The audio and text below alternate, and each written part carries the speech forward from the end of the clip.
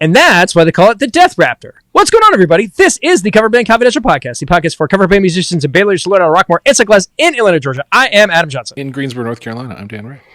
I'm actually having a Death Raptor Killer IPA by Monday Night Brewing, which is, what inspired that current tag. Are those neckties? And it's Monday night because we're recording on Monday night. It's Monday Night Brewing, so it felt appropriate. Monday night, because this is Thanksgiving week. We've been real busy. Yeah.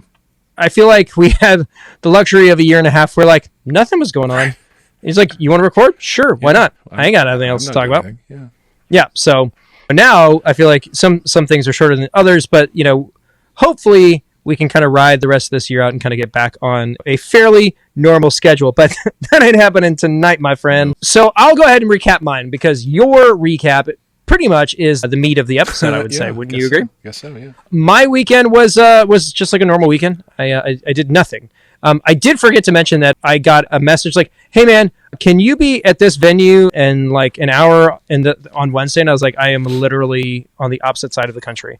So that didn't happen, but it was just, it is nice. It's nice to be asked, I guess. Maybe a little warning next time. Well, sometimes you just got to be in the right place at the right time. Mm-hmm. And I was in the wrong place, and that's okay. Yeah. I had the best reason to not be available because I was literally not there. Yeah, and you were having a blast where you were, so. And that happens. I think a lot of times we can feel bad about turning stuff down, but sometimes you turn something down, you're like, I feel good about this. Yeah. This is the right choice. But yeah, nothing else really going on. The band is in communication because we got a holiday party not this Friday, but the Friday after, or the 2nd. And that's currently the last gig of the year. If something crazy happens between now and then, maybe something else pops up. But we're putting together an 80s and 90s set, and that's going to do it for us. So gig's already been paid for, and we're just sitting on the money for now. So that's a good place to be. That's right. And that's all I've got for the rest of this one. How about you, Dan? How'd your new exercise go? You did something new, and stuff happened. So tell us all about it. I did. I'm going to start by saying we had a gig this Saturday. You had two, didn't you? Well, it was a back-to-back at the same event. So it was a holiday market thing, and they wanted to put on a couple of bands for 2-hour sets, and I said, well, I got a couple of bands.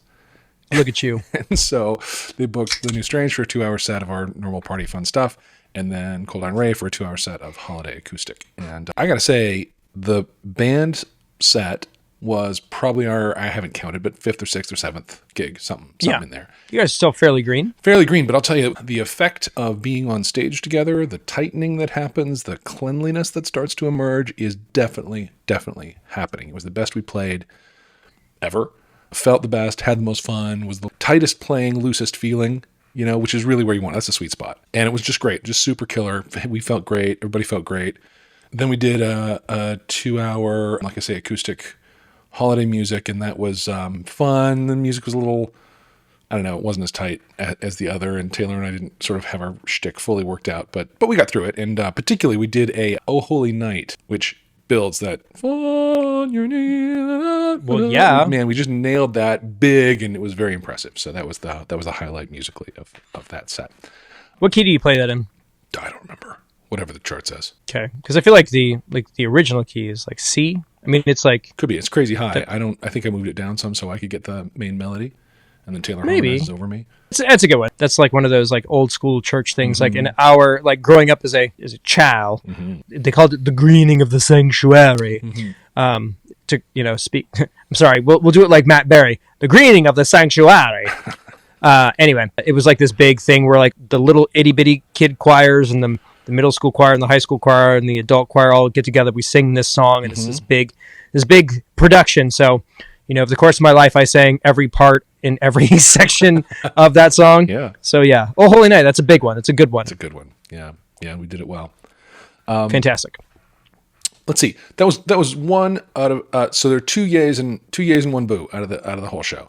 The second yay is that it was my first show using my guy, Justin, who we're calling him technical manager. Because roadie is a little bit reductive.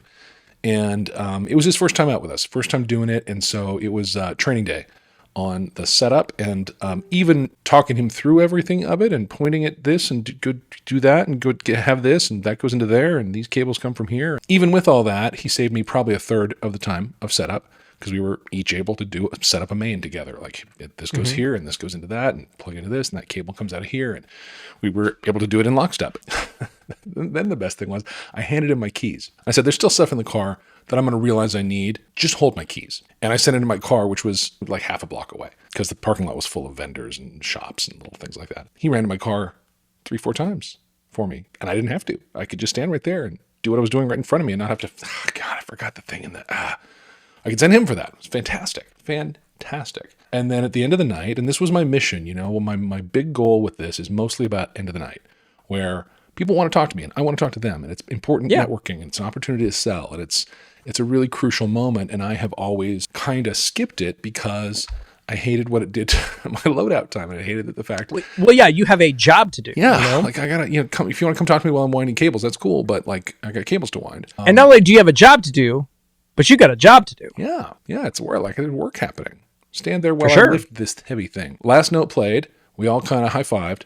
And he jumped right in there and he started tearing stuff down and putting it in their bags and putting it, stacking it up and getting it ready to get on the cart and move out to the car. And people came up and wanted to talk to me. And I looked around and saw that things were handled and I talked with them.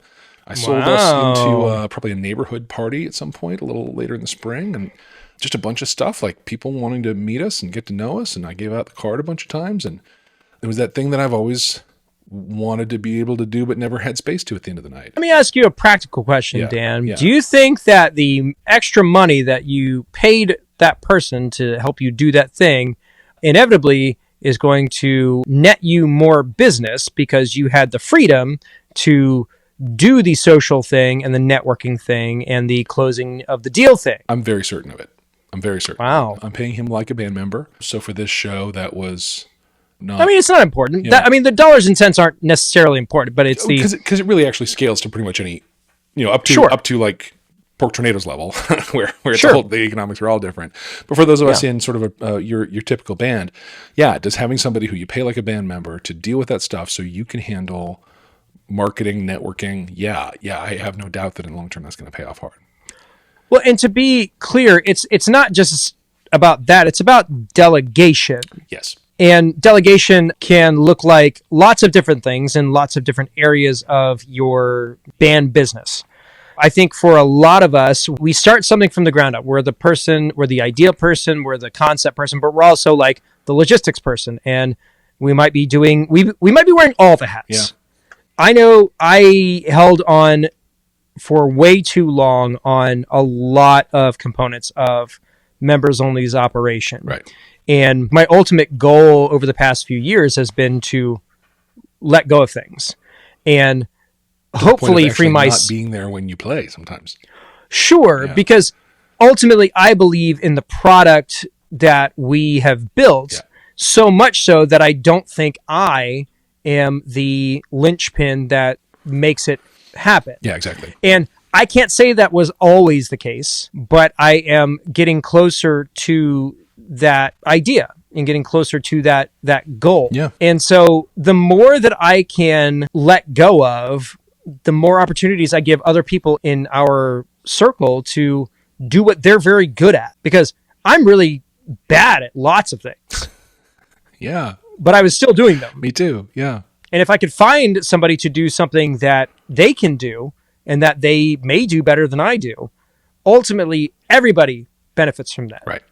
And that's the hard thing. We got to figure that out. I see, in my professional life, the best bosses I've ever had have been people who knew that the mission they were on was bigger than them and required skills they didn't have. And they brought in the right people and made sure they had what they needed and stayed out of their way. And, it's something to aspire to. Yeah. It's hard to, the hard part is letting go always. And the only thing that's worse than letting go is letting go and then your insecurity or your concern is proven out. Maybe you spent a lot of time talking yourself into letting something happen, and then you like, okay, I'm going to do this. And then it doesn't work. And you're like, see, I told you. Right. Yeah. That's bad.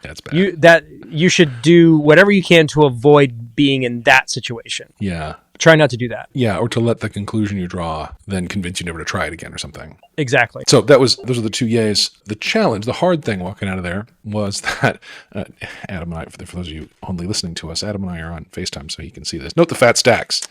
Ooh. So at the end of the night, homie handed me cash, which I hate.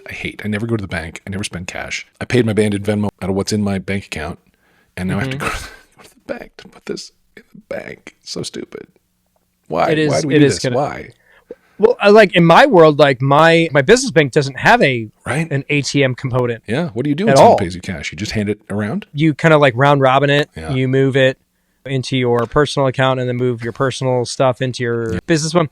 It's a little messy. Yeah. Or you just kind of like, it can, for me, it's usually just like fun money. I'm like, all right, well, I got walking around money. I got coffee money. I got beer money. I got, Yeah, I have buy yourself some nice money. A lot of tip money over the last several months because I literally I don't go to the bank to put cash in. It's just not, I have no habit around it or practice around it.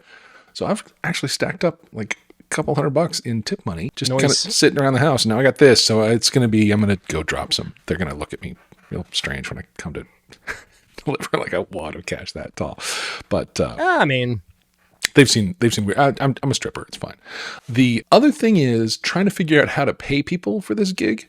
So the deal was, it was $500 for the 3-piece band for 2 hours. Taylor couldn't make it then. She had a conflict with the first part of the night, which is why we played. So we played 3-piece, 2 hours, $500.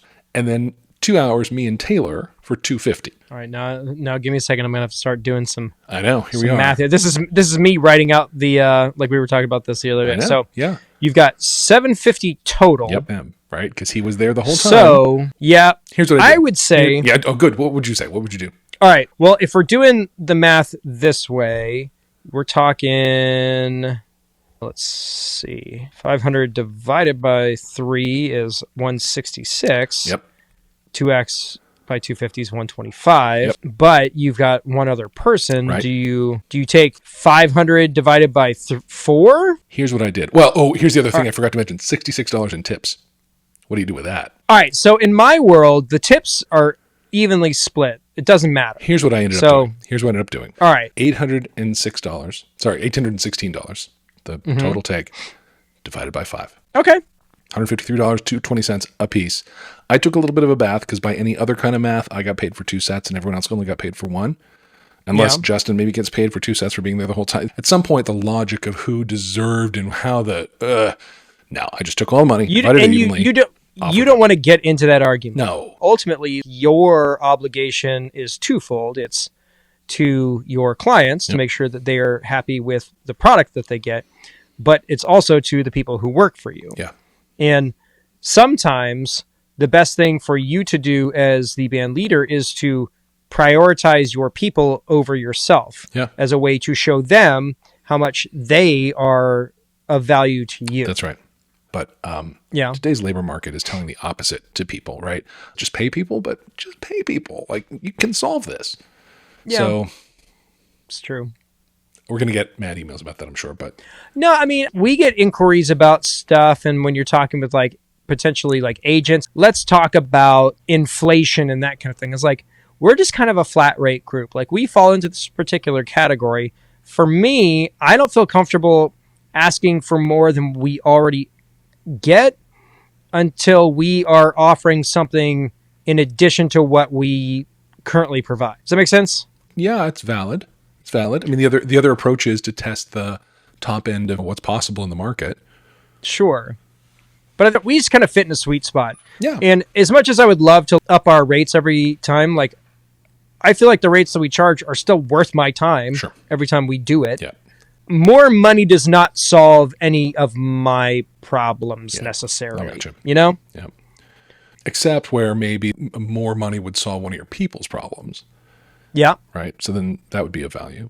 But or, you know, the PETA factor, which we've already talked about a number of times. Actually, that was a conversation we had in the Slack channel this week. Yeah. One of our newer guys is like, I do weddings all the time and I don't like them.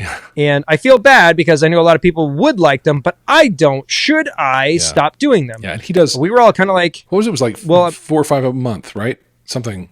Yeah. I mean, like it's his gig. It's his thing. Yeah, for sure.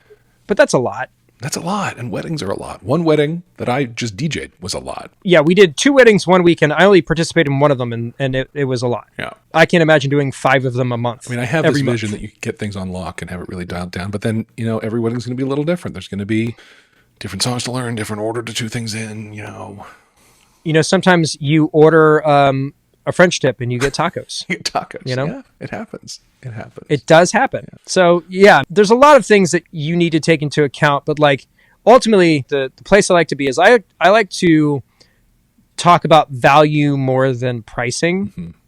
And ultimately, value is where you as a business person have the most leverage, honestly. Yeah. And so you're either providing value to your vendors or your clients, you're providing value to your people who work for you. And if you can find the sweet spot where you can do both for everybody, that to me is where you want to be. Yeah. Yeah. And value is the one thing you can inflect, You can cast a price tag out there and hope, but value is the one thing you can always dial up. Earlier in my band career, prior to meeting you, prior to meeting Mike, I would have said, I do what a band can do. I do what a bar band is. But having spent time in this community and having spent time having conversations with us, I'm clear there's way more room to grow, way more. And I can always push into that. And when I do, it'll be, it'll draw the kind of pay that's commensurate with that value. Yep. And I don't have to do that. I can choose to stay exactly where I am. And that's fine too.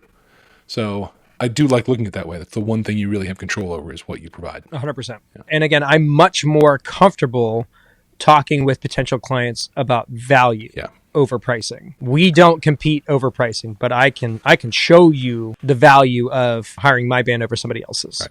Cool, man. I know that feeling. I know the feeling of having one less thing on your plate at the end of the night, and it feels good. Even if it goes away, like it has for me, it still feels good. Yeah. And it's nice to have the option. Yep. And I don't begrudge that. Ben, actually, our former sound guy, who is currently on the road with Kirk Franklin. I don't know if you know who that is. He's like a gospel guy. They're doing arenas right now. Cool. And he was like, "Yeah, I bet you missed me hauling that thing around." I was like, "Don't remind me, man. I didn't need that on a Friday morning." Shade at me here. I will say this too. It's going to be perfect because I can leave a band gig with the acoustic setup in my car, and everything else will fit into his. We just traded out the lock on the storage unit for a combination lock. So now he doesn't even need me to be there with a key. I don't need to make a key for him. So he can get there on his own time. Charlie, my drummer, can get there on his own time. We don't have to coordinate loading into there. So life just got a lot simpler, I think. That rips, man. I'm happy for you. It's going to be good. It's going to be good. I mean, everything's coming together. Yeah.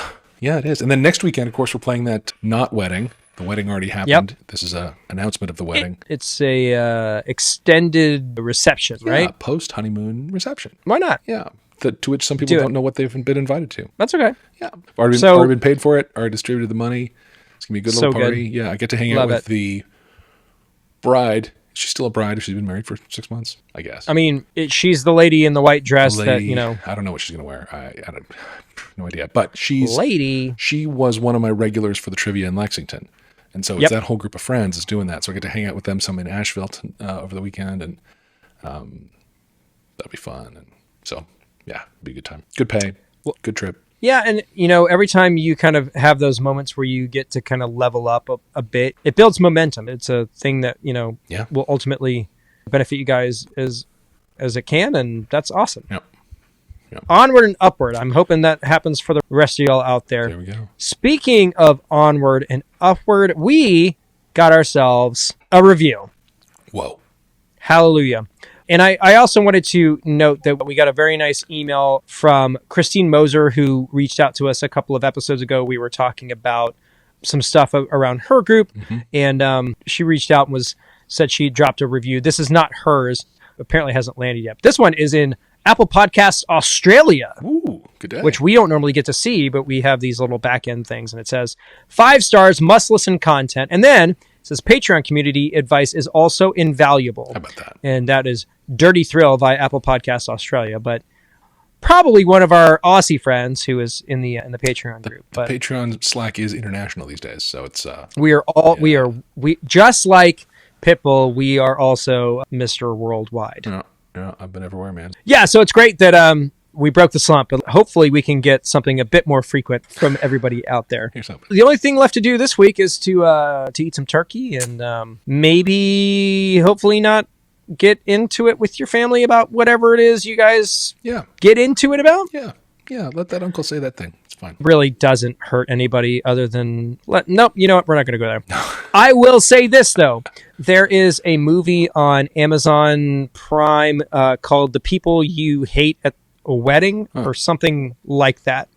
It's got Ben Platt, Allison Janney, and Kristen Bell in it. Okay. And it is a wild... R-rated movie, and Amber and I watched it last night and enjoyed it very much so. Good. And if you want to see terrible people do terrible things for your amusement, and who doesn't? It is a great thing to watch. Yeah, good. Cool. Well, I got nothing else to offer. Nope, I'm done. I need to pick up a guitar. I just haven't done that a whole lot. You should do that. Just for sport. Yeah, no, it's good. I should. Well, maybe I'll do that as soon as we get off here. Good. Folks, thanks for tuning in. We appreciate each and every one of you. If you'd like to support us, you can do any of the things that our good buddy Adam from the Van Band is about to tell you. But for now, I'm going to call it for this week. In Atlanta, Georgia, I'm Adam Johnson. In Greensboro, North Carolina, I'm Dan Ray. You have been listening to the Coverband Confidential podcast for the week of November 25th, 2022. Have a great Thanksgiving. Don't get trampled on Black Friday. And have a great Cyber Monday. There you go. I guess. Yeah. Cyber Okay, bye.